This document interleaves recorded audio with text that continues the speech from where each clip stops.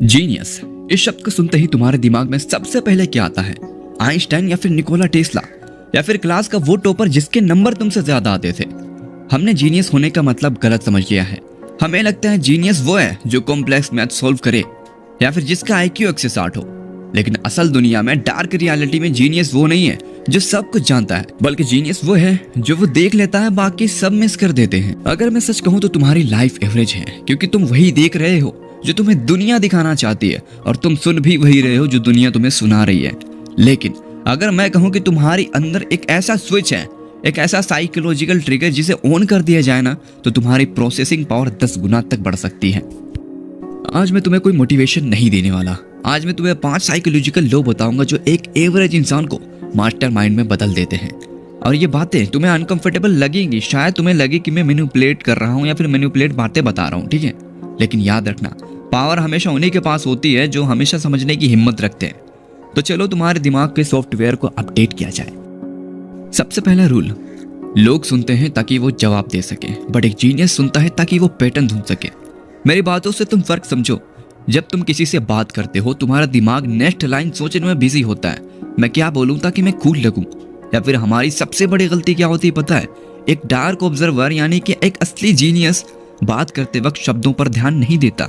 अगला इंसान क्या बोल रहा है वो इंपॉर्टेंट नहीं है, बल्कि वो क्यों बोल रहा है ये ज्यादा इंपॉर्टेंट है। सोचो तुम्हारा दोस्त तुम्हारा दोस्त तुम्हें कोई कहानी सुना रहा है।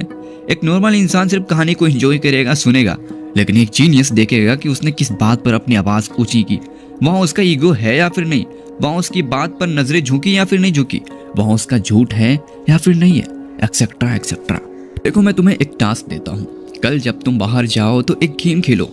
अपने मुंह को ना 80% यानी कि 80% टाइम बंद रखो।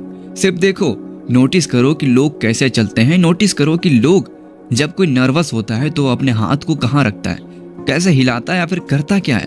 और जब तुम पार्टिसिपेंट बनना छोड़कर ऑब्जर्वर बन जाते हो ना, तब तुम्हारे पास वो इन्फॉर्मेशन होती है जो किसी के पास नहीं होती। और अगर मैं सच कहूँ तो इन्फॉर्मेशन ही पावर है, और जीनियस एक इन्फॉर्मेशन होल्डर होता है भाई, इन्फॉर्मेशन होल्डर। पॉइंट नंबर 2, और यह सबसे मुश्किल है। पता है तुम जीनियस इसलिए नहीं बन पाते क्योंकि तुम्हारे इमोशन तुम्हारे लॉजिक को हाईजैक कर लेते हैं। देखो, गुस्सा, खुशी, डर और जलन, ये सब केमिकल रिएक्शन है, ठीक है, जो तुम्हें कंट्रोल करने के लिए बनाई गई है। जब तुम्हें कोई गाली देता है तो तुम गुस्सा हो जाते हो, यानी कि भाई साहब उसने तुम्हें कंट्रोल कर लिया।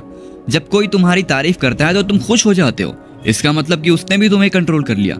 एक ट्रू जीनियस अपने इमोशन को टूल की तरह यूज करता है, न कि उनका गुलाम बन जाता है। इसका मतलब ये नहीं कि तुम रोबोट बन जाओ भाई, मेरा मतलब ये है कि पॉज बटन क्रिएट करना सीखो, क्रिएट करो उसको। सिचुएशन आती है, तुम्हारा रिएक्शन आता है, जीनियस इस प्रोसेस को बदल देता है। सिचुएशन आती है, एनालाइज करो, फिर कैलकुलेट करो, फिर रिएक्शन दो। अगर तुम्हें जीनियस बनना है ना, तो तुम्हें रिएक्टिव होना छोड़ना पड़ेगा। जब सब पैनिक हो रहे हो तो तुम्हारा दिमाग शांत होना चाहिए, जैसे ठंडा पानी, क्योंकि जब पानी शांत होता है तभी उसमें रिफ्लेक्शन साफ साफ दिखता है। जब तुम्हारा दिमाग शांत होगा तभी उसमें सॉल्यूशन दिखेगा, जो 99% लोग ना डर के मारे नहीं देख पाते। पॉइंट नंबर 3, शायद ये थोड़ा सा कंट्रोवर्शियल है, लेकिन सुनो, स्मार्ट दिखने की कोशिश मत करो। आज के सोशल मीडिया एरा में हर कोई जीनियस दिखना चाहता है, हर कोई प्रूव करना चाहता है कि वो कितना इंटेलिजेंट है। लेकिन मेरी बात को सुनो, अगर तुम सच में जीनियस बनना चाहते हो तो अपने कार्ड को छुपा कर रखो। कभी कभी जानबूझकर हारना जरूरी होता है दोस्त, ताकि सामने वाला ओवर कॉन्फिडेंस हो जाए। जब लोग तुम्हें बेवकूफ़ या एवरेज समझने लगते हैं ना, वो अपने डिफेंस नीचे गिरा देते हैं। वो तुम्हारे सामने ऐसी बातें बोल देते हैं जो कोई भी स्मार्ट इंसान बोलना नहीं चाहता, वो छुपा कर रखते हैं। चलो मैं तुम्हें एक एग्जांपल देता हूँ कि लोग एक जगह पर बैठे हुए हैं, एक दूसरे से बातें कर रहे हैं, बट एक बंदा चुप है, लिटरली चुप है, बस सुने जा रहा है। लेकिन बस वो एक बार बोलता है, आसपास के सब लोग शांत हो जाते हैं, लिटरली खामोश। इसलिए कहने वाले ने क्या ही खूब कहा है, अपनी इंटेलिजेंसी को एक खंजर की तरह रखो, इसे तभी निकालो जब जरूरत हो।